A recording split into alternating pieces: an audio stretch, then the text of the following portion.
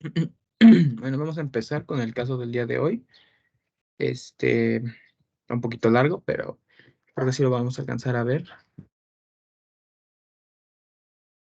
Bien, con el caso, y bueno, tenemos un paciente masculino de 41 años que es agricultor, que llega al servicio de urgencias del Hospital General, refiriendo que desde hace 5 días se cansa mucho en su trabajo, no puede respirar, refiere que un insecto le picó en el ojo hace tiempo y a partir de entonces no se ha sentido muy bien. Tiene un cuadro progresivo o evolutivo de 2 a 3 meses por intolerancia al esfuerzo y ortopnea. En los últimos días, disnea con escasa actividad, cianosis distal, edema de miembros inferiores, y taquicardia y dolor precordial.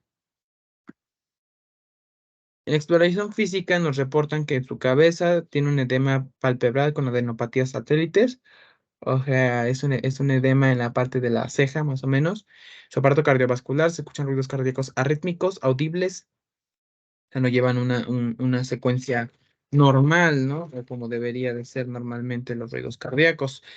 No tiene soplos, bueno, su tensión arterial de 110/80 está relativamente bien. Su frecuencia cardíaca de 122 latidos por minuto. Cardíaco pleno. Tenemos que tiene un aparato respiratorio con una frecuencia respiratoria de 32 respiraciones por minuto. Está muy acelerada su respiración. Aleteo nasal, le cuesta respirar. Tiraje moderado. El tiraje costal es un fenómeno que se da cuando hay dificultad para respirar. Por ejemplo, si hay probablemente líquido o alguna lesión, ¿no? En la caja torácica, en los músculos de la respiración. Vemos que hay cianosis. Porque me pierdo. Cianosis distal. Uso de músculos accesorios para la respiración. Le está costando bastante respirar. La expansibilidad de la caja torácica está disminuida, al igual que el murmullo vesicular, disminuido globalmente, y hay estertores crepitantes en ambas bases. Los estertores crepitantes o ese sonido es semejante a cuando nosotros separamos dos partes, dos cintas de velcro, ¿no? Y bueno, este se da sobre todo en pacientes que tienen un edema pulmonar, un derrame pleural, porque se acumula líquido en los alvéolos pulmonares y pues por lo tanto el paciente no tiene la capacidad, no tiene cómo respirar. Y ese sonido que escuchamos, ese sonido que emiten los alvéolos, que hacen los alvéolos al momento de que se abren, se separan, porque están llenos de líquido.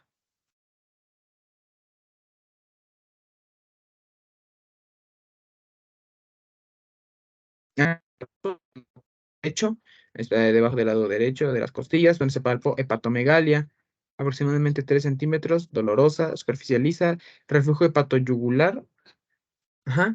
Bueno, la hepatomegalia, pues a veces es un poquito complicado sentirla, ajá, porque como no podemos algo así como que palpar el hígado, ajá, no nos es posible palpar el hígado directamente, pues es un poquito complicado cuantificar y diagnosticar la hepatomegalia, ¿no? Ok, vemos que el reflujo hepatoyugular, lo que sucede es lo siguiente.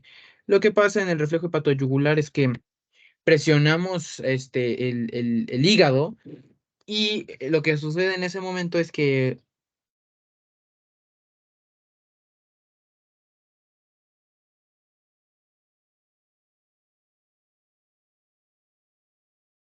lo que pasa es que inmediatamente las venas yugulares se llenan de sangre en cuanto presionamos nosotros el hígado. Ajá. Y por eso se le llama reflujo hepatoyugular. Tenemos edema con Godet en las extremidades inferiores en ambos miembros inferiores. El Godet, el signo de Godet es cuando vemos una persona con edema, presionamos durante 2 segundos y cuando soltamos se queda ahí el hueco de donde presionamos con nuestros dedos.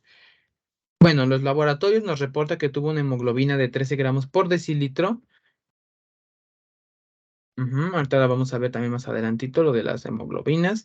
Leucos de 9,4 por 10 a la 9 por litro. La velocidad de sedimentación globular o eritrosedimentación en este caso es de 52 milímetros por hora. Creatinina de 1,5 miligramos por decilitro. Glucosa de 90. Transaminasa glutámico pirúvica de 21 unidades internacionales. Transaminasa glutámico oxalacética de 28. fosfatasa alcalina de 1,1 milimoles por litro, calcio de 1 milimol por litro, exámenes de gabinete, vemos un electrocardiograma con fibrilación auricular, el eje cardíaco, el eje eléctrico está desviado hacia la izquierda, hay extrasístoles ventriculares aisladas, signos de hipertrofia del ventrículo izquierdo o hipertrofia ventricular izquierda, y se tomó una radiografía anteroposterior torácica, ¿no? La imagen muestra una cardiomegalia y opacidad pulmonar, bilateral de aspecto característico en alas de mariposa. Esa radiografía anteroposterior nos sirve para apreciar sobre todo los huesos, más que nada. Si queremos ya ver, calcular ya el índice cardíaco, el tamaño del corazón, si hay hipertrofia ventricular o algo así, te pide una tele de tórax y la tele de tórax se toma de postero anterior. Ujú.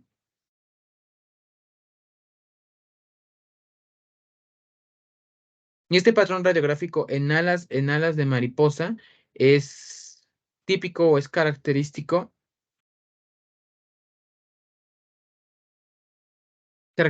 de un edema pulmonar, de un derrame pleural sobre todo, ¿no?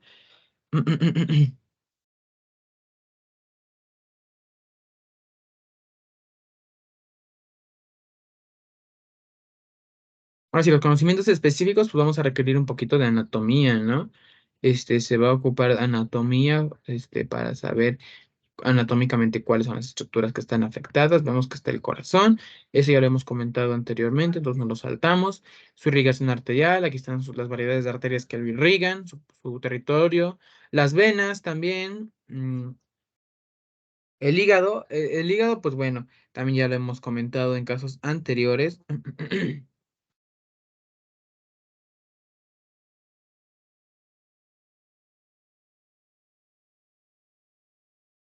Sin embargo, el pulmón ya es otro cuento. El pulmón es el órgano que se encarga del intercambio respiratorio a través de la membrana capilar o alveolar pulmonar.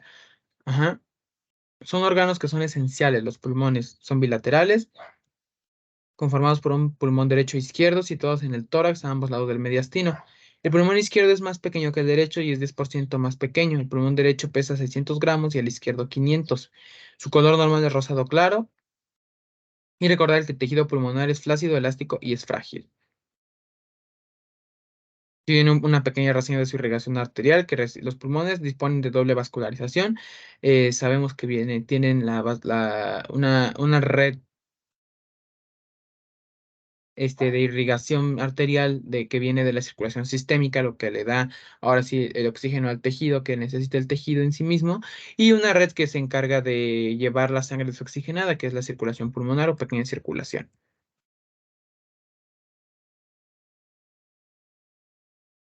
Referente a histología del corazón ya lo comentamos, al igual que del hígado y los pulmones. Ajá, es importante recordar que los pulmones la membrana capilar pulmonar se compone de células alveolares tipo 1 y células alveolares tipo 2. Los neumocitos tipo 1 son el 40% del revestimiento alveolar. Ujú. Son células planas que son muy delgadas y que revisten la mayor parte de la superficie alveolar, cubren el 95%. Se unen mediante uniones ocluyentes y forman una barrera eficaz entre el espacio aéreo y la pared septal. Y los neumocitos tipo 1 no son capaces de dividirse. Los neumocitos tipo 2 o células en tabiques son células secretoras que tienen forma cúbica, que están dispersas entre las tipo 1. Ujú. Son el 60% de las células, pero cubren solamente el 5% de la superficie alveolar. Y los neumocitos tipo 2 son las células responsables de la secreción de surfactante, lo cual es un agente tensoactivo que evita el colapso de la pared alveolar. Y por último, las células en cepillo, que son muy pocas y son receptores que verifican la calidad del aire en los pulmones. Lo de embriología no lo vamos a analizar, no tiene mucho caso en realidad. El corazón ya hemos hablado en casos anteriores referente a su fisiología, sobre su sistema de conducción y las fases del potencial de acción, al igual que el sistema circulatorio. Sin embargo, pues de los pulmones no hemos hablado. Bueno, los pulmones, la función ya hemos visto que se encarga de abastecer oxígeno a todo el cuerpo mediante la inspiración y expiración. Los músculos inspiratorios principales son los intercostales externos, los esternocleidomastoideos, mosca, Los serratos anteriores y los escalenos, los músculos respiratorios son los músculos rectos del abdomen y los intercostales internos. Sin embargo, estos son los músculos accesorios de la respiración, porque en realidad el músculo principal o el encargado principal de la respiración es el diafragma.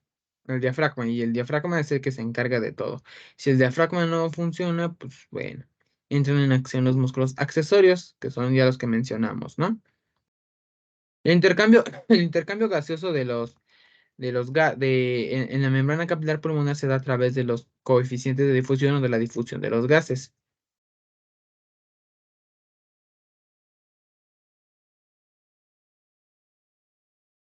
Se da gracias a a esas diferencias de presión parcial que estos presentan y afecta también su velocidad de difusión. Por ejemplo, requiere de una presión parcial alveolar de 104 milímetros de mercurio y una presión en el extremo arterial capilar de 95, una presión en el líquido extracelular de 40 y en el LIC, en el líquido intracelular de 23. En cambio, el dióxido de carbono es 20 veces más difusible que el oxígeno, entonces necesita menos diferencia de presión y pues no requiere de esas elevadas presiones que requiere el oxígeno para poder difundir. Ujú. Ahora sí viene lo interesante que son los estudios de laboratorio, lo que vimos de la bioquímica. Ujú.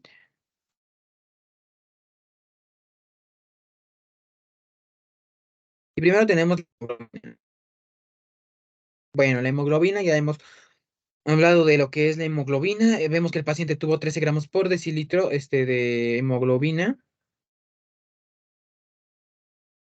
Y bueno, sus valores normales es de 13,2 a 16,6 en los hombres y de 11,6 a 15 en las mujeres. Entonces el paciente está un poquitito abajo, casi nada, pero pues sí es algo considerable, ¿no? Recordando que es varón y que pues debería estar sano, ¿no? Los leucocitos, que el paciente tiene 9,4 por 10 a la 9. Lo normal es de 4,5 a 11,0 por 10 a la 9, entonces nuestro paciente está bien. Leucocitos, recordemos que es un nombre genérico que se refiere a la fórmula blanca de las células del sistema inmune, la cual está compuesta por neutrófilos, eosinófilos, basófilos, linfocitos, monocitos, y bueno, estos leucocitos te pueden estar elevados en caso de infecciones, trastornos autoinmunes, enfermedades leucocitarias, leucemia y cáncer. Ajá. Ahora, la velocidad de eritrosedimentación que el paciente tuvo de 52 milímetros por hora, es un estudio donde se analiza, se hace un análisis de sangre en el que se nos permite ver, se nos permite conocer la actividad,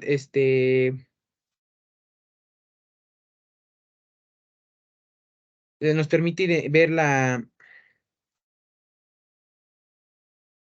actividad inflamatoria del organismo, o sea, si nuestro paciente, ¿no? Tiene algún trastorno inflamatorio sistémico,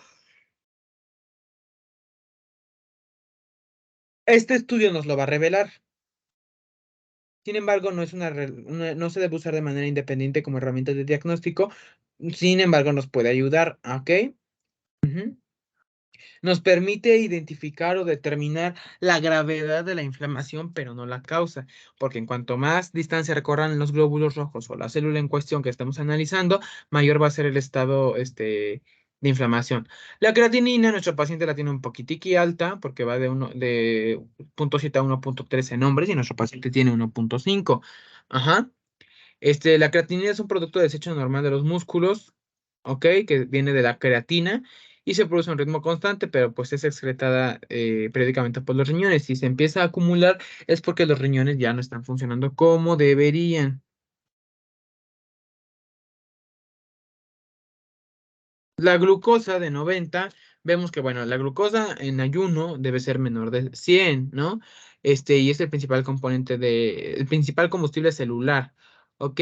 Y bueno, la glucosa nos permite cuantificar a ver qué tal está el paciente en cuanto a nutrición y energía, ¿no? Normalmente si vemos a un paciente que se ve fatigado, como cansado, y le tomamos una glucometría y resulta ser que su glucosa está baja, pues es muy probable que en realidad su estado de cansancio sea por esa falta de glucosa. La transaminasa glutámico pirúvica de 21 unidades internacionales también es nombrada alanino aminotransferasa, son sinónimos, ¿no? Entonces, el nombre que ustedes encuentren en el libro, en el documento, es lo mismo. Entonces, transaminasa glutámico pirúvica o alanino aminotransferasa es lo mismo. Es una enzima que pues, pertenece a la misma familia de la aspartato aminotransferasa. Sin embargo, esta alanina aminotransferasa se encuentra sobre todo en hepatocitos y pues nos da marcadores de daño hepático y sus niveles normales van de 4 a 36. El paciente está normal. Ahora, la transaminasa glutámica oxaloacética, que es de 28 unidades internacionales, ajá, y actualmente se le conoce como aspartato aminotransferasa, se encuentra sobre todo en el corazón, el hígado y el tejido muscular. Entonces, si se encuentra una cifra elevada de esta enzima en sangre, pues puede indicar daño a cualquiera de estos tejidos. Sus valores normales van de 8 a 33 unidades internacionales por litro.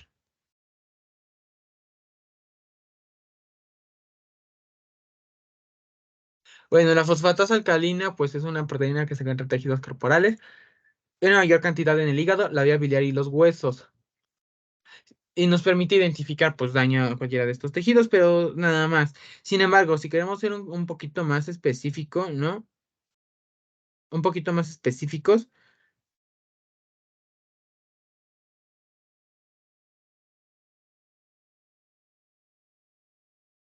Bueno, entonces, si queremos ser, les digo, más específicos, así como que, ok, quiero saber de qué va esto. Existe la cuantificación de las enzimas características de cada uno de esos tejidos que querramos examinar, ¿no?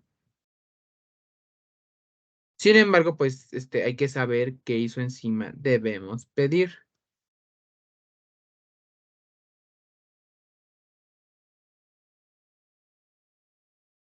El calcio, que aquí tiene un valor de 1 milimoles por litro, y los niveles normales de calcio van de 2,13 a 2,55 milimoles por litro. Y bueno, una reducción significativa del calcio en el cuerpo, o bueno, en la sangre, puede provocar tetania o convulsiones debido a que cuando baja la concentración del calcio en la sangre, aumenta la permeabilidad celular al sodio, y eso es lo que ocasiona que empiece en ese estado de hiperexcitación celular. Ajá. Entonces, como entra más sodio, pues se despolariza la membrana más fácil y se inicia un potencial de acción más rápido.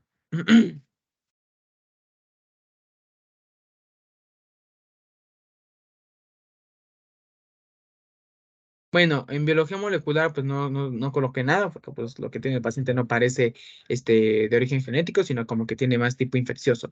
Y farmacológicamente el paciente no está medicado con nada. Aquí están los aparatos y sistemas afectados y los signos y síntomas que se encontraron, pero lo más interesante es lo que vamos a ver aquí, las alteraciones funcionales compatibles. Ajá, empezamos con el aparato cardiovascular, donde se nos dice que se encuentran ruidos cardíacos arrítmicos. Ok, bueno. Se escuchan bien, de adecuada intensidad y todo lo que quieran. Sin embargo, si esos ruidos cardíacos están arrítmicos, significa que hay algo mal, ¿no? Normalmente eso es cualquier texto donde se mencione arritmia cardíaca es porque hay una alteración de ritmo cardíaco, nada más. Puede ser que vaya demasiado rápido o demasiado lento. Las arritmias, pasan sobre todo cuando los impulsos del corazón no funcionan como deberían, ¿ok? Puede haber síntomas o no puede haber síntomas. Pueden sentirse esas palpitaciones molestas en el cuello, dolor en el pecho. Ajá. Y bueno, puede haber las siguientes causas de arritmias. Algún ataque cardíaco, alguna cicatriz o tejido fibroso de algún ataque cardíaco anterior, enfermedad coronaria, miocardiopatía, diabetes mellitus, hipertensión arterial sistémica, hipertiroidismo, hipotiroidismo, apnea del sueño, consumo excesivo de ciertas sustancias como el alcohol o la cafeína, abuso de drogas ilícitas, genética, ciertas enfermedades genéticas como la tetralogía de Fallot, el síndrome de Brugada, fumar, el estrés, la ansiedad o desequilibrios electrolíticos. Normalmente el desequilibrio electrolítico es como que la causa más frecuente que vamos a encontrar, ¿no?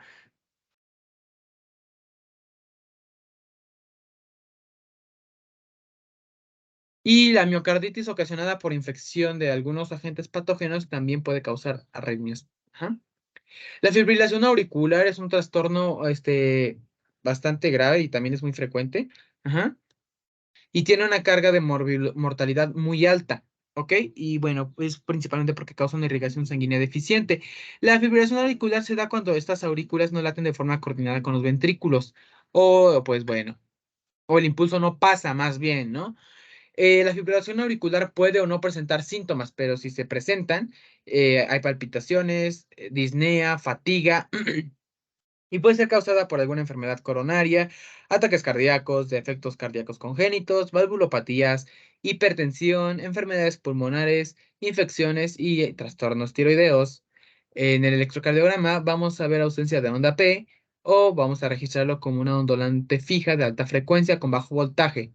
Puede haber algún QRST normal de aparición muy irregular. O sea, lo que vamos a ver si alguna vez han visto un electroencefalograma, ajá, se va a parecer mucho a un electroencefalograma normal. De hecho, incluso hay un chiste por ahí, una pequeña broma de médicos, ¿no? Que llega el neuro, digo, llega sí, el neurólogo con el cardiólogo y lleva un estudio. Eso porque el neurólogo le dice al cardiólogo, oye, qué bien salió este electroencefalograma. Y le dice el cardiólogo, no es un electroencefalograma, es un electrocardiograma. ¡No me digas! O sea, porque era un electrocardiograma con fibrilación auricular. Se veía tremendamente horrible. Ahora, vamos a hablar un poquito acerca de la desviación del eje cardíaco hacia la izquierda. El eje del complejo QRS es normal en adultos cuando se encuentra entre -30 y 90 grados. Se considera una desviación a la izquierda cuando se sitúa entre -30 y -90 y una desviación moderada hacia la izquierda también, este, cuando el eje se sitúa entre -30 y -45, pero si ya pasa de -45 ya es algo más marcado, ¿no? Esta desviación del eje se asocia a un bloqueo fascicular anterior y las causas de esta desviación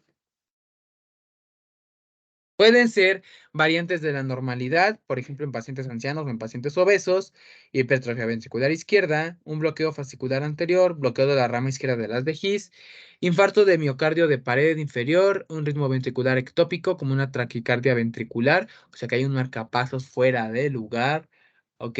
Cardiopatías congénitas, por ejemplo, la CIA tipo ostium primum, canal auriculoventricular, hipercalemia o hiperpotasemia es lo mismo, enfisema, síndrome de Wolff-Parkinson-White o ritmo de marcapasos. ¿Ok? Las extrasístoles ventriculares aisladas son latidos anormales de inicio ventricular, presentan contracciones ventriculares prematuras y los pacientes pueden sentir en el pecho un cambio drástico del ritmo cardíaco. Es como si el corazón se saltara latidos, como que ellos lo refieren como si el corazón le faltara uno que otro latidillo por ahí. Y bueno, son causados por una reentrada del impulso eléctrico dentro de los ventrículos o por algún automatismo anormal de las células ventriculares.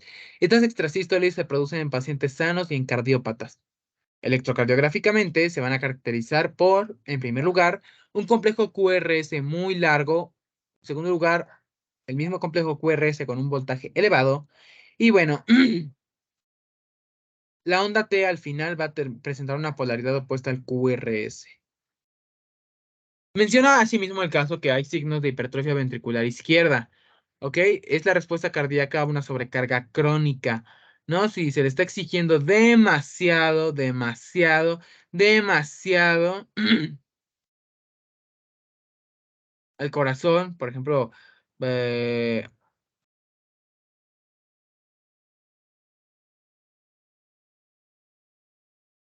perdón, si le exige demasiado, por ejemplo, en caso de hipertensión, ¿no?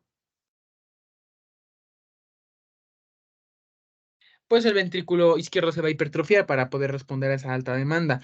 Esa sobrecarga mecánica también puede ser causada por hormonas, tóxicos y el embarazo.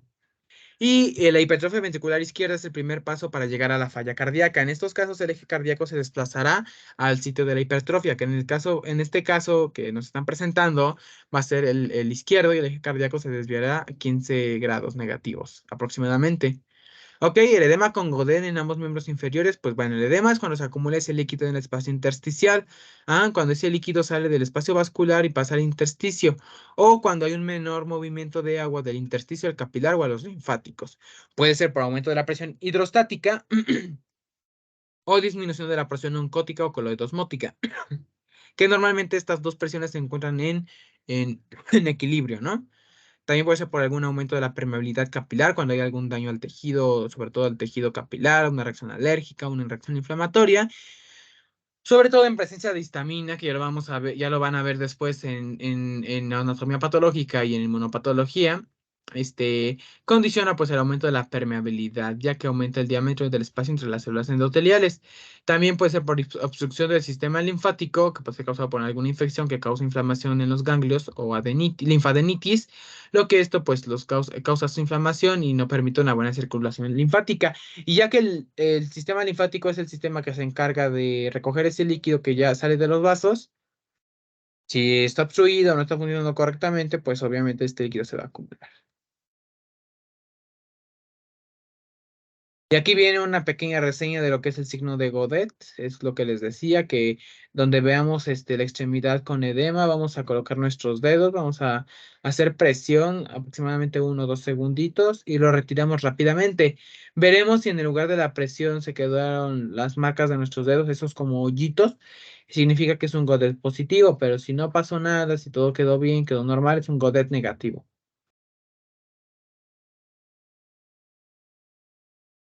Algo del dolor abdominal, que ahora hemos hablado, que lo que es el dolor visceral, el dolor somático, el dolor referido.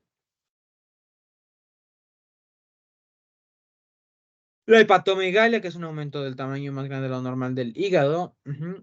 Es un signo de alguna patología subyacente, como insuficiencia hepática, insuficiencia cardíaca congestiva, hepatitis o alguna otra, ¿no? Se corrige tratando la enfermedad causante. Se va a manifestar con un dolor abdominal en el área del hipocondrio derecho. Puede haber cansancio, náuseas, vómito e ictericia. Puede ser causado, su aparición puede ser favorecida por el consumo excesivo de alcohol, exceso de medicamentos, toxinas, infecciones, el virus de la hepatitis, cualquier virus de la hepatitis, pues pueden ser factores de riesgo, factores que causen esta enfermedad, esta condición.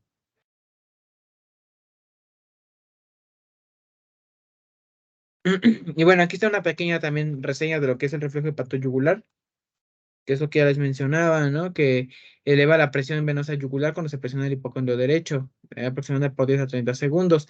Y las venas yugulares que van a llegar a medir más de 3 a 4 centímetros porque se llenan de sangre. Y esta presión o este hinchazón va a bajar inmediatamente que cesamos con la maniobra. El edema palpebral es una acumulación causada por la acumulación de líquido en los tejidos en la parte interna del párpado. Impide la visión, o compromete la visión más bien, e impide que la persona cierre correctamente su ojo.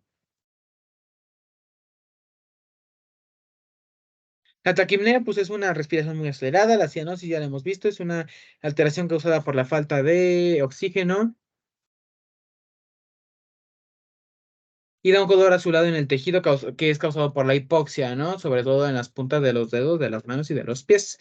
La opacidad pulmonar en alas de mariposa es lo que les mencionaba, que puede ser un edema intersticial que compromete el espacio alveolar.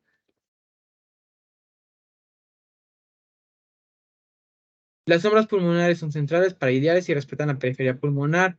En 2/3 de los casos puede observar cardiomegalia y en el 50% de los casos se observa un derrame pleural. Ahora sí, las alteraciones funcionales compatibles puede ser, por ejemplo, el virus del dengue, que es causado por el virus del dengue, o conocida como fiebre quebrantahuesos. Es una enfermedad que es típica de regiones cálidas y tropicales. Es causada por el mosquito, el virus es transmitido por mosquitos del género Aedes, que es Aedes aegypti y Aedes albopictus.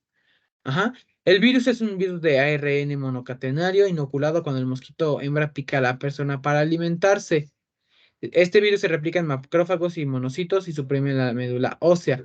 Puede manifestarse como dengue clásico, que tarda 5 a 8 días, se caracteriza por mialgia, cefalea, dolor retroorbital, congestión conjuntival, edema palpebral, dolor lumbosacro, fiebre, exantema, adenopatías, anorexia, náuseas, bradicardia, artralgia, dolor óseo, petequias y equimosis. Y el dengue hemorrágico es cuando se da la segunda infección. Son los mismos síntomas que en el dengue clásico, pero más graves y se agrega en el grado 1 fiebre con síntomas comunes y torniquete positivo. En el grado 2 lo anterior, más hemorragias cutáneas, orales y melena. El grado 3 agitación y disnea. Grado 4 el choque. Y ese choque, si no es causado, puede causar la muerte de la persona en menos de 2.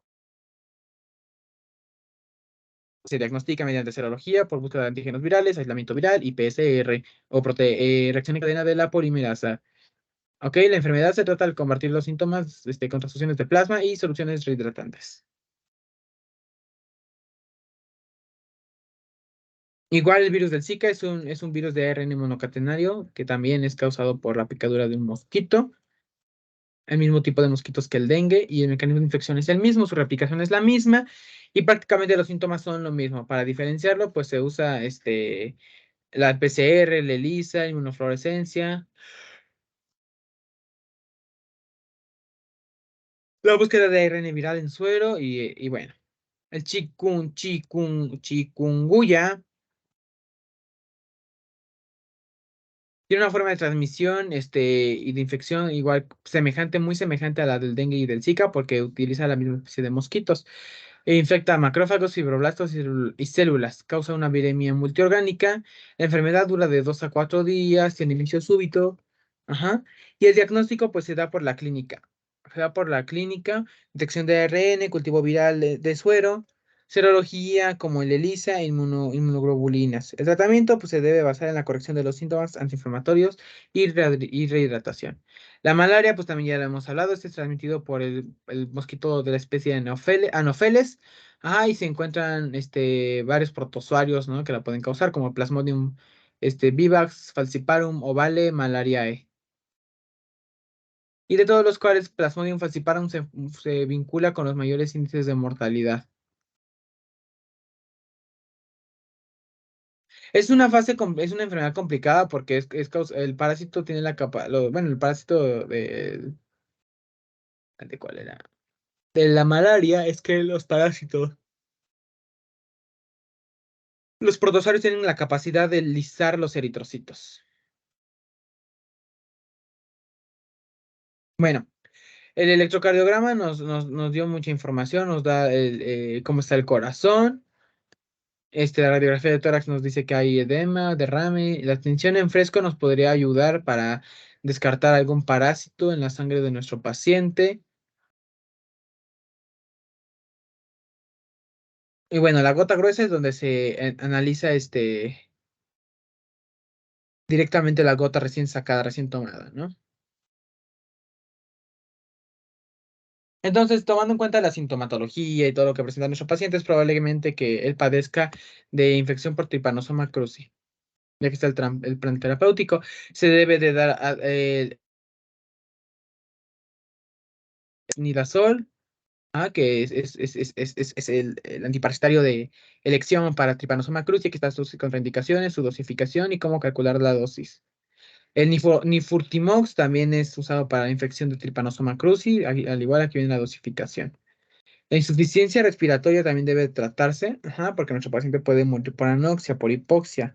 ¿Ok? Entonces hay que mantenerlo bien vigilado, bien controlado, tanto a él, pues con su oxigenación, su oximetría y todo eso. Ujú. Cuidar todo, ¿no? Para que no se nos vaya no vaya a fallecer el paciente.